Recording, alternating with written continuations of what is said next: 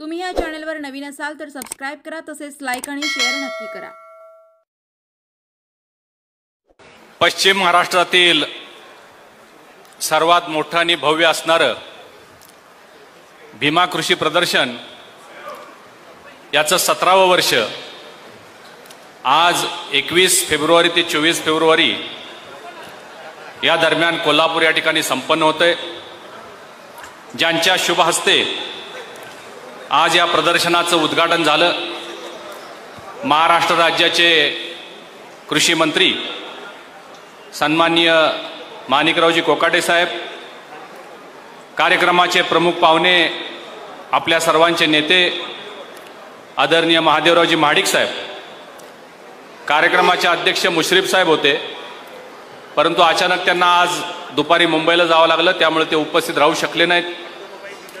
या कार्यक्रमाचे दुसरे प्रमुख पाहुणे असणारे सन्माननीय खासदार धैर्यशील माने साहेब, उपस्थित असणारे सन्माननीय आमदार अमल महाडिक, माजी आमदार सुरेशरावजी हळवणकर साहेब, माजी मंत्री भरमोअण्णा पाटील, जिल्हाधिकारी अमोलजी येडगे सर, पोलीस अधीक्षक महेंद्रजी पंडित, जिल्हा परिषद कार्यकारी अधिकारी श्री कार्तिकेयनजी, कोल्हापूर महापालिकेचे आयुक्त मंजुलक्ष्मीजी, उपस्थित विभागीय कृषी संचालक उमेश पाटील, कृषी अधीक्षक जालिंदर पांगरे, भागीरथी महिला संस्थेच्या प्रमुख अरुंधती महाडिक, भीमा सहकारी साखर कारखान्याचे चेअरमन विश्वराज महाडिक, भारतीय जनता पार्टीचे आमचे सन्माननीय पदाधिकारी महेश जाधव, विजय जाधव, नाथाजी पाटील, राजवर्धन निंबाळकर, रूपाराणी निकम, अनिता चौगुले, पुष्पाताई पाटील,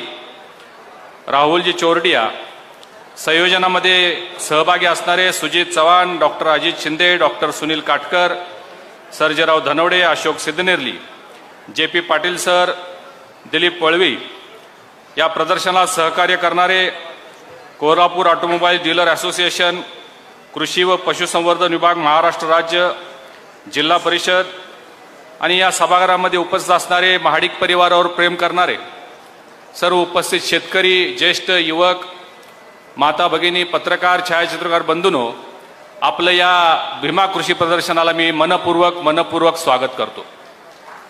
देशाचे लाडके प्रधानमंत्री आदरणीय नरेंद्र मोदीजी यांनी 2047 पर्यंत भारत हा विकसित भारत झाला पाहिजे याचा संकल्प केलेला आहे आणि त्याचबरोबर 2027 पर्यंत भारताची जी अर्थव्यवस्था आहे ती $5 ट्रिलियन इकॉनॉमी करण्याचा संकल्प त्यांनी केलेला आहे आणि हे उद्दिष्ट गाठण्यासाठी, हे ध्येय यशस्वी करण्यासाठी कृषी विभाग किंवा कृषी क्षेत्रासाठी भरीव काम गेल्या 10 वर्षामध्ये मोदींच्या नेतृत्वाखाली हे सरकार करतंय।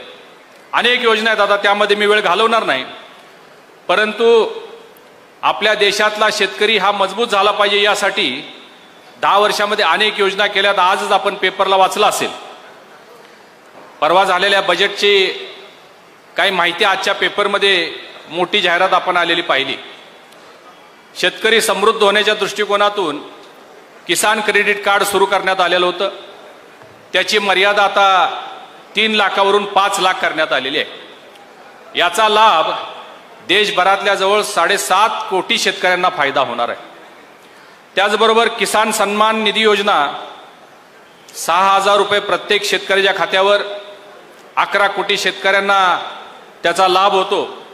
उद्या 24 तारखेला 19वा हप्ता शेतकऱ्यांच्या खात्यावर देण्याचं काम केंद्र सरकार करणार आहे। त्याचबरोबर प्रधानमंत्री धनधान्य योजना आता सुरू केलेली आहे।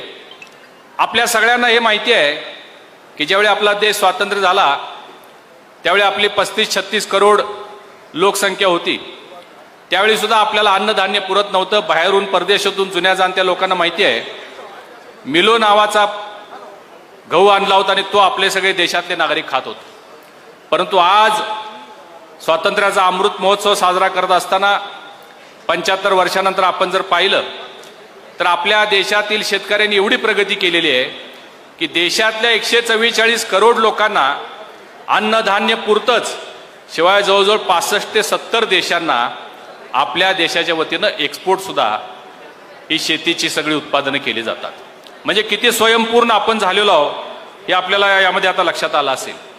विशेषतः धान्यामध्ये किंवा डाळींमध्ये सुद्धा स्वयंपूर्ण होण्यासाठी वेगळी योजना सुरू केलेली आहे. कारण प्रत्येक वर्षी भारत देश 33,500 करोड रुपयाच्या डाळी इम्पोर्ट करतो. तर त्याच्यासाठी एक विशेष योजना, अशा अनेक योजना केंद्र सरकारच्या वतीनं सुरू आहेत. त्याचबरोबर महाराष्ट्र राज्य सरकार आपलं अलीकडंच आता महायुतीचं सरकार आलेलं आहे. सन्माननीय मुख्यमंत्री देवेंद्रजी फडणवीस साहेब, उपमुख्यमंत्री माननीय एकनाथजी शिंदे साहेब आणि अजितदादा यांनी सुद्धा शेतकऱ्यांच्या हिताचे अनेक निर्णय घेतलेले आहेत. एक 2-3 सांगायचं झालं तर आज शेतकऱ्यांना कुठल्याही पद्धतीचं वीज बिल भरावं लागत नाही. निवडणुकीच्या आधीच ही घोषणा केलेली होती आणि आज शेतकऱ्यांना कुठल्याही पद्धतीचं बिल आलं तर ते 0 बिल येतं. म्हणजे त्याच्या उत्पादनामध्ये कुठेतरी शासनाचा सहभाग असला पाहिजे. ज्या पद्धतीनं प्रधानमंत्री महोदय 6,000 रुपये देतात त्याच पद्धतीनं नमो योजना म्हणून राज्य सरकार सुद्धा 6,000 रुपये आता या शेतकऱ्यांच्या खात्यावर देण्याचं काम करतं. अनेक म्हणजे सोलरचे पंप बसवण्याचं काम चालू आहे, वेगवेगळ्या सबसिडीज आहेत, शेततळ्यासाठी योजना आहेत, अनेक योजना आहेत. त्याची माहिती तर आपल्याला सगळ्याला मिळणारच आहे.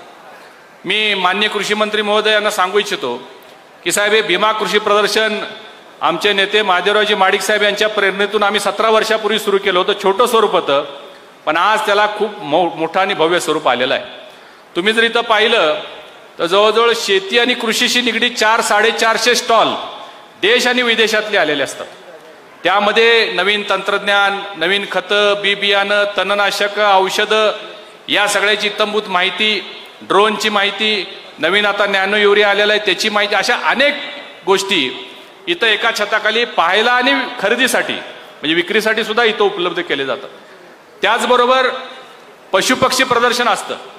जातिवंत जनावरांचं संगोपन कसं करावं, शेतकऱ्यांनी आपल्या मुलाबाळांप्रमाणे आपली पशुधन सांभाळलेली आहेत त्याची माहिती इथं दिली जाते. राज्यभरातून 400-500 जनावरं इथं येतात आणि त्याचं सुद्धा प्रदर्शन होतं आणि लोकांसाठी एक पर्वणी असते. एवढी सुंदर देखणी जनावरं पाहायला मिळतात. तुम्ही मगाशी अनाउन्समेंट करताना ऐकलं असेल, हरियाणावरून एक मुरा जातीचा रेडा आलेला आहे जो जगातील सगळ्यात उंच रेडा, 7 वेळा नॅशनल चॅम्पियन.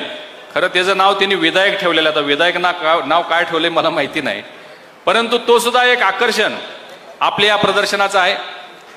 भागीरथी महिला संस्थेच्या प्रमुख अरुंधती महाडिक यांनी प्रत्येक वर्षी 200 महिला बचत गटांना या ठिकाणी स्टॉल्स देण्याचं काम केलेलं आहे. महिलांनी उत्पादित केलेल्या वस्तूंना बाजारपेठ उपलब्ध करून द्यावी आणि मोठी उलाढाल म्हणजे फक्त जर तुम्ही या बचत गटांचं जर उलाढाल बघितलं तर 1.5-2 कोटीची उलाढाल होती साहेब.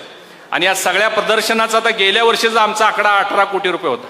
तुम्ही म्हणणारे खरं आहे का खोटा आहे, तर खरं आहे. कारण तर ट्रॅक्टर विक्री केले जातात, पंप विक्री केले जातात, गाड्या, मोटर, जीप, इथं त्यांचे असोसिएशन आहेत ते सगळे अवजारं 5% पासून 25% सबसिडाइज रेटमध्ये इथं विक्री होत असल्यामुळं शेतीचे अवजारं सुद्धा मोठ्या प्रमाणात विक्री होते. नुसते पंप जर म्हणला तुम्ही, मोटर ज्याला आपण म्हणतो, तर 1000-1500 मोटर फक्त इथं 4 दिवसात विक्री होते. आणि असं एक परिपूर्ण प्रदर्शन जवळजवळ 15-17 करोड रुपयाची उलाढाल शेतकऱ्यांच्या दृष्टीनं, शेतकऱ्यांच्या हिताच्या दृष्टीनं इथं झालेले आपल्याला पाहायला मिळतात. 4 दिवसामध्ये विविध क्षेत्रातले तज्ज्ञ मार्गदर्शक आणून आपण या ठिकाणी प्रशिक्षण शिबिरं घेतली जाते, शेतकऱ्यांना मार्गदर्शन केलं जातं. विषय अनेक येतात, त्या विषयावर मी बोलणार नाही. दूध व्यवसाय आहे, ऊसाचा बद्दल आहे. आता आमच्या कोल्हापूर जिल्ह्यामध्ये अनेक आमची शक्तीस्थळ आहेत. जसं आता रेशीमसाठी आमचे जिल्हाधिकारी साहेब काम करतायत. शेतकऱ्यांनी शेतीपूरक व्यवसाय सुरू केले पाहिजेत. त्यासाठी रेशीम आहे, ससे पालन, बटेर पालन, मत्स्य पालन, वराह पालन, एमो पालन, अशा अनेक गोष्टी आणि त्याच्यासाठी असणाऱ्या योजना, त्याच्यासाठी असणारं अनुदान, या सगळ्याची इत्तंभूत माहिती इथं दिली जाते. फिशरीचा सुद्धा स्टॉल आहे. आज तुमच्या कृषी विभागाचा जर स्टॉल आपण बघितला, 5 मिनिट आपण वेळ द्यावा, अतिशय सुंदर मांडणी आणि जेवढ्या काही योजना आहेत तुमच्या केंद्र सरकारच्या, राज्य शासनाच्या, त्या सगळ्या योजना एका ठिकाणी शेतकऱ्यांना पाहायला मिळतात. QR कोड दिलेले आहेत. QR कोड स्कॅन केला की सगळी त्याची माहिती मिळते, फॉर्म भरता येतो. एक खूप चांगली संकल्पना. यावेळी शेतकऱ्यांचा अपघाती मृत्यू जो होतो त्याच्यासाठी असणारी योजना आहे त्याची सुद्धा माहिती या ठिकाणी देण्यात आलेली आहे.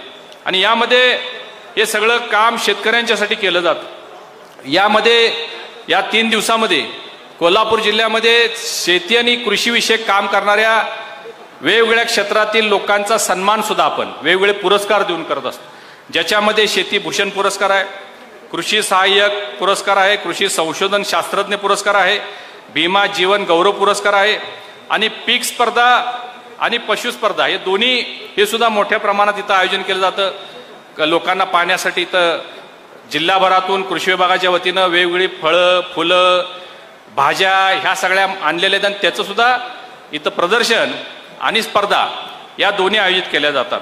हे सगळं असं एक परिपूर्ण प्रदर्शन, याचा लाभ शेतकरी घेत आहेत आणि यामधून आपल्या ज्या काही संकल्पना आहेत, माननीय मुख्यमंत्री महोदयांच्या आणि उपमुख्यमंत्री महोदयांच्या ज्या काही योजना आहेत, त्या सगळ्या एका ठिकाणी इथं शेतकऱ्यांना देण्याचं काम आपण करतो, जेणेकरून तुम्हाला माहिती आहे कोल्हापूर जिल्हा हा महाराष्ट्रातील सर्वात सधन जिल्हा आहे तो कृषी क्षेत्रामुळं, आणि कोल्हापूर जिल्ह्यामध्ये एवढ्या मोठ्या प्रमाणात शेतकरी प्रगती करतोय सगळ्या क्षेत्रामध्ये। मधाचं गाव तुम्हाला माहिती आहे, कोल्हापूर जिल्ह्यामध्ये मधाचं गाव आहे, मोठा व्यवसाय झालेला आहे। काजू आमच्याकडे, आमचे ताकद काजू आहे, आंबा आमच्याकडे आहे।